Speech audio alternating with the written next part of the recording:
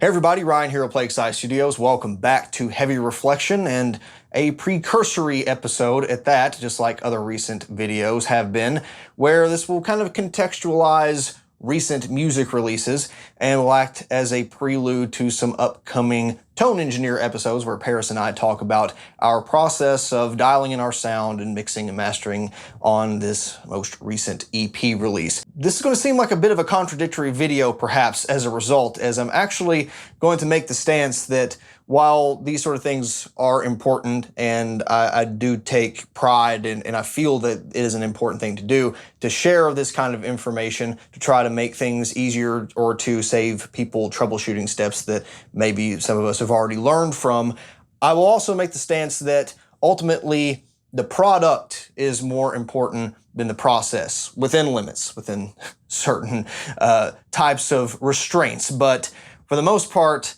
I think I want to be making the point that it doesn't really matter how you get there. It matters what the end product is, whether it be a video like this or music or a painting or just your everyday job. But before that, this shameless plug is brought to you by the debut EP of the Elatria project, Calamitous Constructs, featuring me on guitar, myself on bass, yours truly on vocals, and, you guessed it, Paris the Real Deal Smith on drums.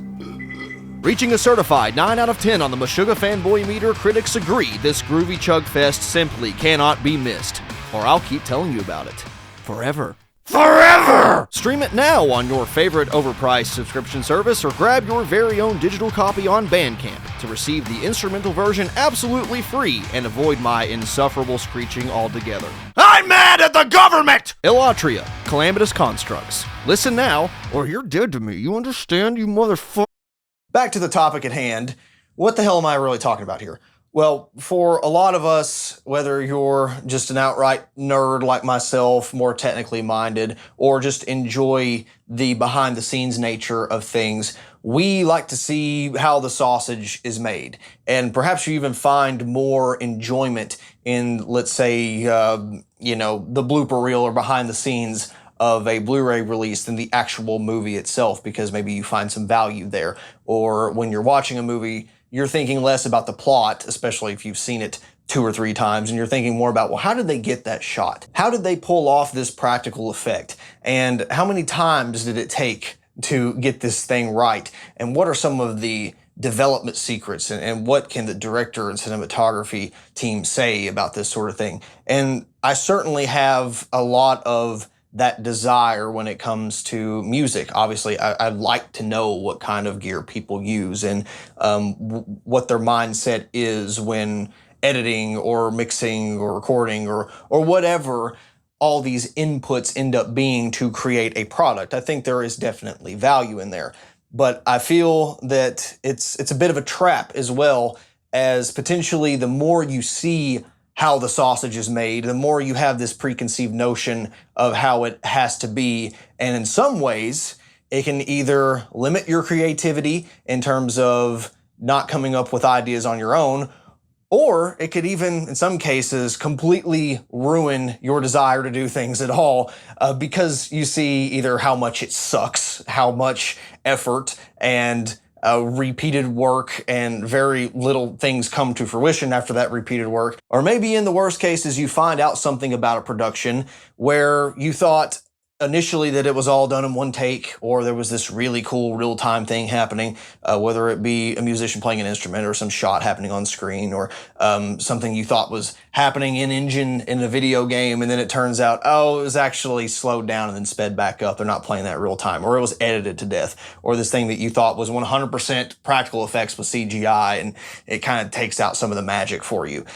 And I would be the biggest hypocrite in the world to say that that kind of knowledge isn't valuable, because it is valuable. You know, I've built my own knowledge base off of the backs of people who have busted their ass and have done this kind of research and have so graciously shared this kind of knowledge for very little money or absolutely free. So I'm not saying it's not a good thing. I think I tend to have the tendency to get lost in the sauce on how the thing is constructed or what tools are being used get this thing constructed than the end goal of what the construction project is, so to speak. So, to give you a very grounded example, does anybody really give a damn what camera I'm using right now? Yes, this video is not in 4K. I've never filmed in 4K ever since I got this camera. Everything's been at 1080p, 60 frames per second, 59.94 frames per second, whatever. Could my quality be higher? Absolutely. Could the bitrate improvement maybe show some more details on my face that I don't want you to see anyway? Sure.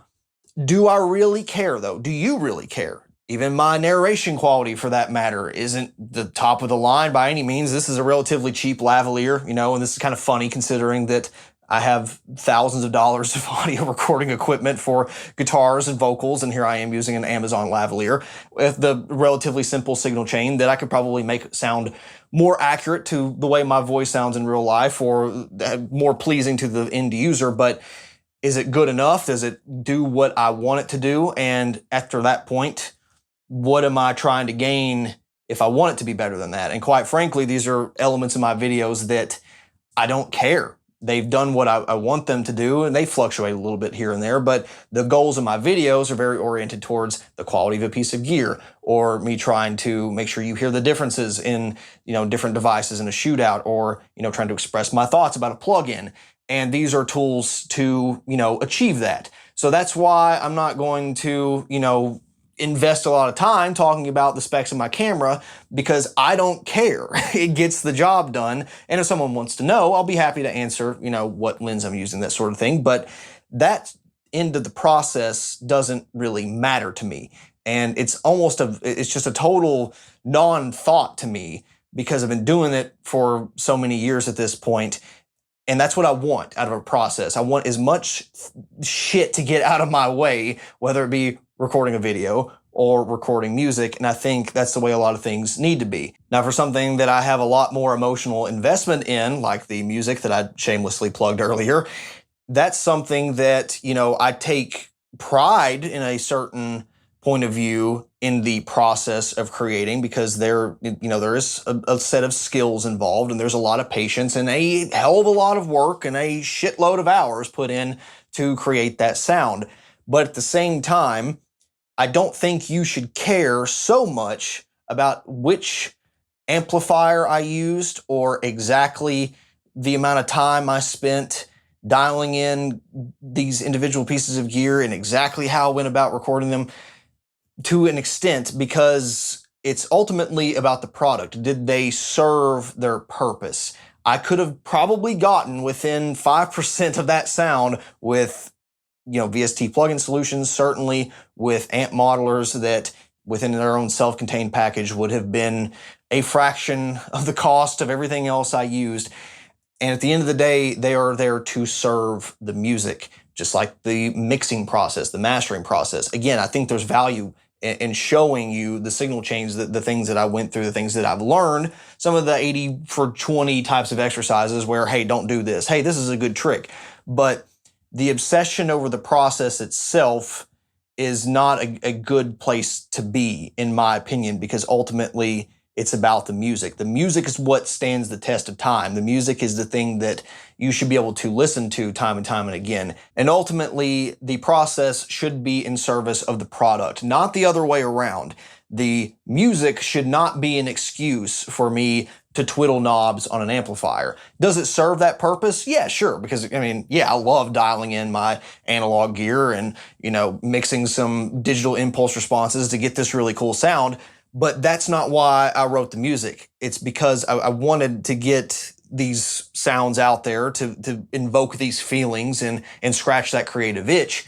But the guitar tones were in service of that. It wasn't the other way around, where I created music to show off guitar tones or to show off my progress as a music producer. That's not the point, because no one, especially in 5, 10, 100 years, when nobody's listening to this music, is going to give a damn about my skills. They're going to give a damn about the quality of the music. And I'll put it in a different perspective, one that kind of detaches ourselves from this whole musical sphere of discussion.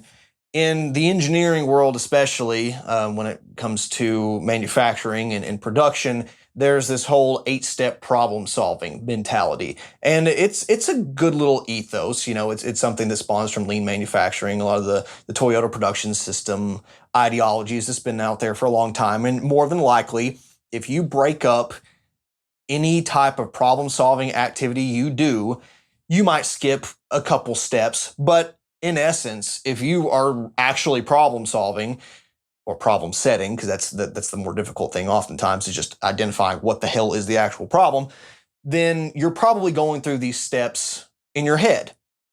And I don't think the 8-step problem solving process is a bad process. The problem you inevitably run into with these type of processes, though, especially when you're dealing with non-technically minded people in management positions, is that you end up regurgitating the same lame form over and over, and it gets to the point where you're talking more about the form than you are actually doing the work that the form is trying to inform you to do. You end up presenting on the shit that you did 2 months ago and talking about it 10 times longer than it actually took you to do the work. And that's when it becomes a problem. That's when it becomes this kind of masturbatory exercise where you have to think to yourself, what are we accomplishing now? Instead of talking about this entire time, couldn't I have been, trying to solve 5 or 6 other problems? And I'm not saying information dissemination is a bad thing. Obviously, that's what my YouTube channel is about. But there comes a point where you got to know your limits, and you have to stop talking about things when it starts interrupting your ability to solve new things. Again, informing others of your progress, or saving someone else trouble if they had the same type of problem. That is exactly what these kind of presentations are for.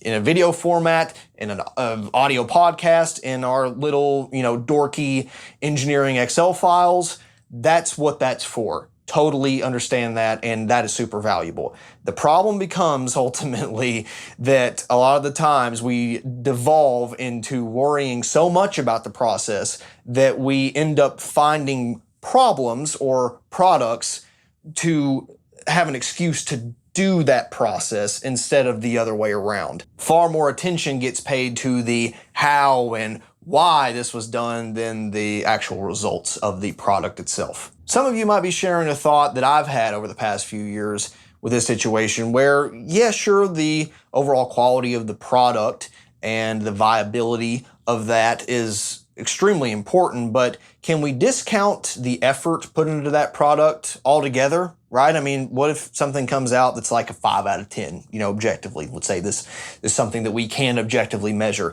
but there was 10 out of 10 effort put into it. Doesn't that count for something versus something that was, just by the skin of its teeth happened to be a 6 out of 10, and there was 1 out of 10 effort put into it because it was easier to do, or just this person had more experience in that field and just made a better thing. And I don't think effort should be discounted entirely, for sure. There should be some amount of, I think, pride and, kudos for doing things, let's say, the hard way in spite of something providing an easier path. I think if you want to go out and, like say for a movie, record real sounds out in some barren landscape to get some authentic sound for a feature film, yeah, I think that should be recognized. In the instances where the quality is very discernible and there is a big step up in terms of value or in terms of input to the viewer or listener, then absolutely the effort matters, right? But again, it's the process informing the product. You're doing the thing to make sure the thing you're making stands out, to get a better product out of it. You're not going out in the desert and recording wind sounds just for the hell of it. You're doing it because that sound doesn't exist, and you really have to do it this way to get this capture. For my own projects, then, there are things that I could spend less effort on and probably get a pretty similar, if not superior sound, or at least have some superior aspect of workflow.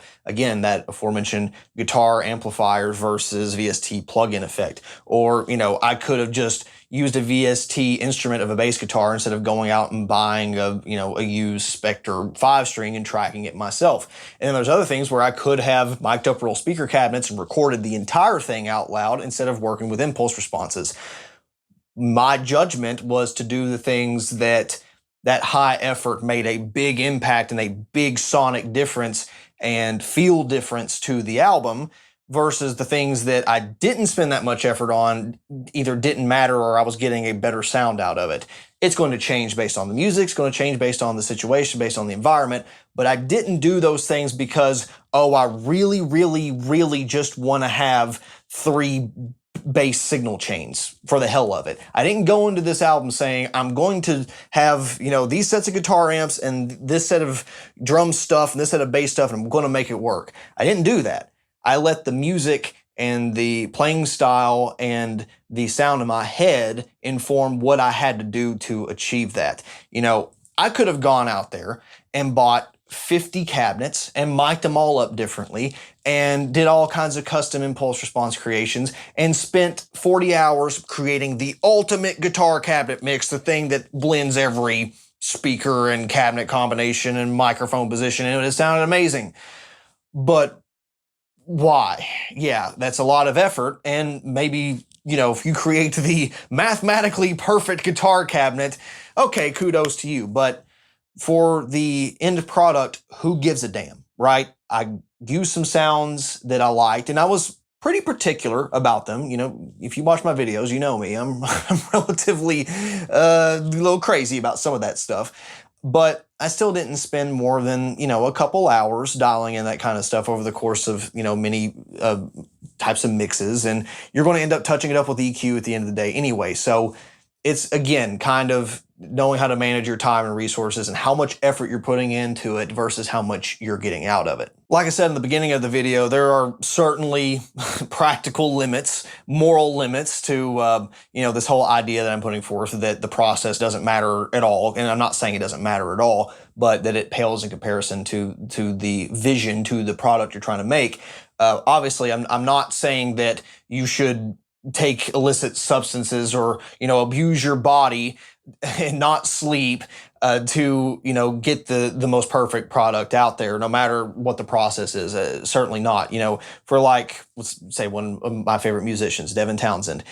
I love his earlier material in the mid to late 90s and early 2000s, where during a lot of that, he was unfortunately misdiagnosed with bipolar disorder, and he was, on some medication that messed him up. And on top of that, doing acid and smoking weed and a lot of things that, we associate with creative minds that, it unlocks their full potential and all that. I don't wish that on anybody, right? I don't want people to hurt themselves and to put their bodies in danger, and yes, especially their loved ones in danger when they're not in their right minds. And that's not the right thing to do to create music, right? I think if someone's that creative, you're able to make things with, just chill out and drink a couple beers. And of course, a lot of people can't even handle that due to addiction issues, and that's okay. But what I'm ultimately getting at is, though my favorite music from Devin came during a time that was some of the darkest periods in his life, and that he had a lot of issues that, he has talked about in the past, I would not wish that upon him again to create those products, right? It's not worth that. When I say the product, should be informed by the process, that's not one of those things that's okay. And I think a lot of those core concepts probably still would have been present if, things were different and he was in different circumstances. Would the masterpiece of Ocean Machine turn out the same way? Probably not. Terria? Guaranteed not. But that's not worth it. But what I will say, going back to Devin Townsend, is a lot of his recent content and a lot of his, I guess you could call it MO, is very process driven. He's made a lot of videos on YouTube talking about, upcoming projects and what's going on. And I think if that's, provides some level of a therapeutic release or, just engaging with fans, that in and of itself is a product, right? That process of discussion and being engaged with people that give a damn about your music and give a damn about you as a person, I think that's really important. From a musical standpoint, though, I honestly couldn't care less, and that may make me a cynical asshole. I I love Devin, you know, from one musician to another. I wish I could meet him again in person, but I don't really care about all the stuff that's going on to make the music. The music needs to speak for itself, and it should make me intrigued about what was going on in your life. And I shouldn't need that context to make it interesting. And I do unfortunately feel that way about some of his recent ventures as a musician. If it makes him happy, perfect. You know, I'm not here to criticize that one way or another. But looking at it through my own perspective, I don't think any of you guys should give a damn about life circumstances that surrounded the output of this recent music, because there was a lot of shitty things in my life that definitely informed the lyrics, that informed the intensity of the playing. I can sit here and tell you about the times that I played shitty demo versions of these songs to friends, you know, in almost a decade ago, and, you know, how cool it is for them to be able to hear the fully produced version of that. I could sit here and tell you about, you know, the first time I heard this song and it influenced me to do, you know, this thing on guitar, which made this song happen. I can tell you that there are screams on this album that I came home from a really shitty day or had a atomic bomb of bad news dropped on me and I needed some cathartic release and I wanted that to be captured. I can tell you all that. And I think that can be an enhancement to the appreciation of the work, but it shouldn't rely on that. And I almost don't want people to know 95% of the things that drive this album, because it should stand on its own artistically, and I want it to not have to have that crutch of process to prop it up. Because if it's good enough, if it communicates what I want it to through the lyrics, communicates the feelings I want it to through the music, then I don't need to tell you what the process was. You can hear it. You can hear the fruits of that labor. And if it doesn't communicate that, then it's not good enough. Period. And that's the way I feel about it. And it's potentially an impossible standard to hold music to. Whichever process influence we're talking about here, the main overarching message for me is that in my experience, there is no shortcut to obtaining that product. There is no magical sidestepping of creativity and working out the details to obtain the sound or the visuals or whatever it might be, the experience that you're trying to make with your product. And I think that's the pitfall that a lot of people end up in when they're looking at these behind the scenes videos or these tutorials, thinking that, oh, well, this guy does this, ergo the process that he's showing is what's going to result in music that's as good as his, or in a video game production that is as interactive and satisfying to play as this guy's. And that's just not the way it works. It is, once again, a means to an end. And you can't fall into this delusion that just because I do it the same way as this person, that my product is going to turn out to be the same level of quality. They simply just aren't intertwined like that. And it may be that your process is a bottleneck in the creative vision or in the quality of the end product compared to whoever you're comparing yourself to, but that isn't going to fix any quality issues with the premise or the composition or the vision you have for the product itself. And yet, hypocritically, here soon I'm going to be releasing a handful of videos that will detail a lot of the recording and mixing and mastering tips and tricks that I used on this EP. But again, I talk about all this to reinforce that I don't do that as the product. They are a means to an end, and you can do it a different way and get a similar, if not better, result. Ultimately, what I'm here to show you is that you don't need $1 million studio to get this kind of stuff. You don't even, you don't need to quit your job, especially. And there are things that I think I could have done better. There's things that I'm really proud of on here. And if anything, it just shows you options. It's not saying lock yourself into this box and do it exactly how I did it, but it's ultimately to show you that here's what I wanted to achieve, here's how I got there, and here's why I did that to get there. It's not, oh, I'm going to absolutely have somebody with this drum kit and I need these plugins and I'm going to find an excuse to do the plugins, just like that 8-step problem solving form I was talking about. I'm going to find a problem to have an excuse to do this form, to be able to present it to somebody to make myself look busy. No, we want this thing solved. We want this album to sound like this. We want this movie to look like this. How are we going to do it? And then once the process is done, you put that in your back pocket and say, there's a tool in the toolbox, and we're not going to make that the center point of the conversation. That's ultimately what I'm getting at. Although my channel, you could construe it as that sometimes.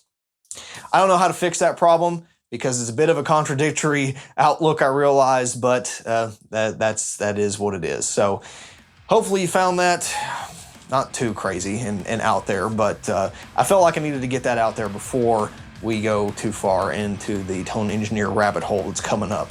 With that, any other questions or comments, leave them down below, and we'll see you next time. Bye.